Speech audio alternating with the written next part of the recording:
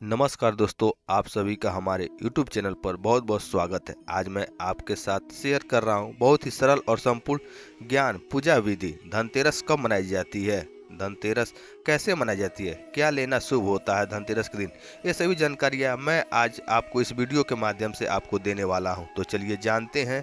यह जो पूजा होती है इसमें खास करके माँ लक्ष्मी, गणेश जी, कुबेर भगवान और धनवंती भगवान की पूजा की जाती है।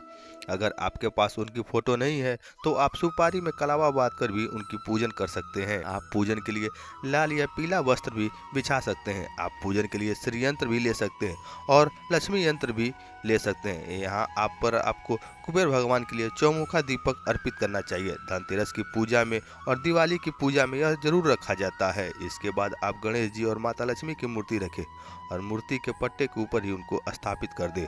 उसके बाद आप थोड़ा सा गेहूं का आसन दे। आप चाहे तो अक्षत का भी आसन दे सकते हैं। कुबेर भगवान जी को और धनवंती भगवान जी को सुपारी में कलावा बांध कर भी उनकी स्थापना करें। आप इनकी पूजा जरूर करिएगा। अगर आपके घर में कोई भी बीमार रहता है, कभी भी किसी को संबंध में स्वास्थ्य में अगर परेशानी होती है, तो धनवंती भगवान की पूजा करने से निरोगी काया मिलती है। इसलिए उनका पूजन आप जरूर करें। अब आपको इसके बाद आप एक छोटे से लोटे में जल भरकर रख लें। अब आप जो चौमुखा दीपक रखे हैं उसको आप प्रज्वलित कर लें। दीपक को साक्षी मानकर हमारी जो पूजा है वह शुरू होगी।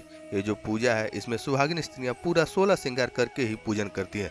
यह बहुत ही शुभ माना जाता है। अब आप थोड़ा सा गंगा जल लेकर सभी देवताओं पर थोड़ा थोड़ा भावी रूपक स्नान कराएं। अब उनका पंचांग रहस्य भी अभिषेक कर सकते हैं। अब थोड़े से गेहूं और थोड़े से पुष्प लेकर आप हवन कर लें। हे माता लक्ष्मी, हे गणपति जी, हे कुबेर भगवान, हे धनवंती भगवान, आज मैं आपका पूजन करने जा रहा हूँ या करने जा रही हूँ। मेरी पूजन में अगर कोई कमी रह जाती है तो उसे आप माफ़ करिएगा।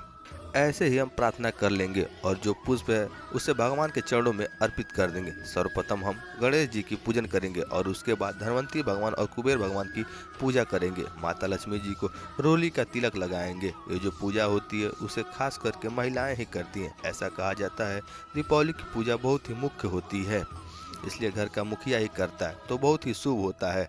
आप सभी जगहों पर थोड़ा थोड़ा सा अक्षत अर्पित कर देंगे। माता लक्ष्मी को यहाँ पर आप गुलाब का पुष्प अर्पित कर लीजिएगा। कमल का पुष्प मिल जाए तो बहुत ही उत्तम होगा। और सभी भगवानों को हम यहाँ पुष्प अर्पित कर लेंगे। खास करके कुबेर भगवान को, धनवंती भगवान को हम पीला पुष्प अर्पित करेंगे। धनवंती भगवान को हमें कुछ न कुछ जरूर अर्पित करना चाहिए। अगर आपके पास चांदी का श्रीयंत्र है तो उसे भी आप पूजन में रख लीजिएगा और थोड़ा सा गंगा जल डाल के उसके ऊपर आच्छत कर लेना है और थोड़ी सी रोली लगा दीजिएगा। उसके बाद आप पुष्प अर्पित कर देंगे। अब यहाँ हमारे गणपति जी को जनी कलावा अर्पित कर देंगे। अब देखिए, माता लक्ष्मी जी को हम आकर्षित करने के लिए आपको कुछ न कुछ यहाँ पर रखनी चाहिए। उनको कोडी, कमलगट्टा, गोमती, चक्र, सिक्के, कुछ चांदी के हो तो ये सभी चीज़ें आप माता लक्ष्मी के चरणों में आप रख सकते हैं। अगर आपके पास चांदी की नई पायल बिछिया है तो आप धनतेरस के दिन जो खरीद कर लाए हैं वो भी आप अर्पित कर सकते हैं। आप सामान धनतेरस पे जो लेकर आए हैं उसे आप जरूर अर्पित कर दें। धनतेरस के दिन आपको कुछ ना कुछ जरूर चीज़ें आपको खरीदनी चाहिए, जैसे कि साबुत हरे वाली धनिया होती है और झाड़ू और कुछ सोने चांदी का सामान, चाहे बर्तन हो, जो भी आपकी ज़रूरत की चीज़ें हैं वो आप धनतेरस के दिन खरीद कर लाइए। अब आपको जो साबुत धनिया खरीद कर लाए हैं वो भगवान के पास रख दें और जो भी आप मिठाई, मिष्ठान जो भी कुछ लेकर आए हैं वो सब भगवान के चरणों में अर्पित कर दीजिएगा। अब जो आप फल लेकर आए हैं वो भी आप अर्पित कर दीजिएगा। यहाँ पर कुछ रुपए आप जरूर अर्पित कीजिएगा। माता लक्ष्मी को आकर्षित करने के लिए हमें लक्ष्मी ही अर्पित करना चाहिए। लक्ष्मी को लक्ष्मी ही खींचती है, क्योंकि यहाँ पर देखिए, कोई भी कुछ भी आपके पास नया सोने का सामान हो या फिर पुराना हो उसे भी आप धोकर पूजा में जरूर रख ले। अब माता लक्ष्मी जी को यहाँ पर सुहागन का सामान जरूर अर्पित करना चाहिए। माता को यहाँ पर आप चुनरी भी अर्पित कर दे तो बहुत अच्छा होगा। आप जो धनतेरस के दिन नए झाड़ू खरीद कर ले आए हैं वो भी आप पूजन में यहीं पर रख सकते हैं। यह भी माता लक्ष्मी का प्रतीक होता है, इसलिए झाड़ू को आपको विशेष रूप से पूजना चाहिए। और ध्यान रखिएगा कि कुछ नियम झाड़ू के भी होते हैं, वो भी आपको पता होने चाहिए कि झाड़ू को कभी भी खुले में नहीं रखना चाहिए, उसे छुपे में ही रखना चाहिए। अर्थात किसी के सामने ऐसे नहीं रखते हैं। कभी भी उस पर पैर नहीं रखना चाहिए। झाड़ू को कभी भी ऐसे कहीं पर फेंकने नहीं चाहिए। जो धनतेरस होता है यह त्रयोदशी का मतलब 13 अंक है, तो उस दिन आपको 13 दीपक जरूर अर्पित करना चाहिए। और हो सके तो आप थोड़े से दीपक आटे के भी बना सकते हैं। अब हम समस्त पूजा का आचमन कर लेंगे। आरती करने के बाद आरती भगवान को देंगे और स्वयं आरती लेंगे।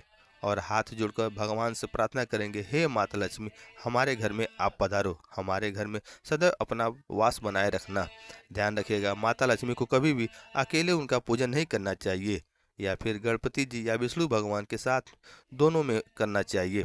इस वर्ष 29 अक्टूबर को धनतेरस की पूजा की जाएगी। अगर आपके मन में कोई भी डाउट हो तो आप मुझसे पूछ सकते हैं। दोस्तों, अब हम वीडियो यहीं करते हैं समाप्त। अगर आप लोग को वीडियो पसंद आई होगी तो वीडियो को लाइक करिएगा। मिलते हैं आपसे कल एक और नेक्स्ट वीडियो में। तब तक के लिए जय माता दी।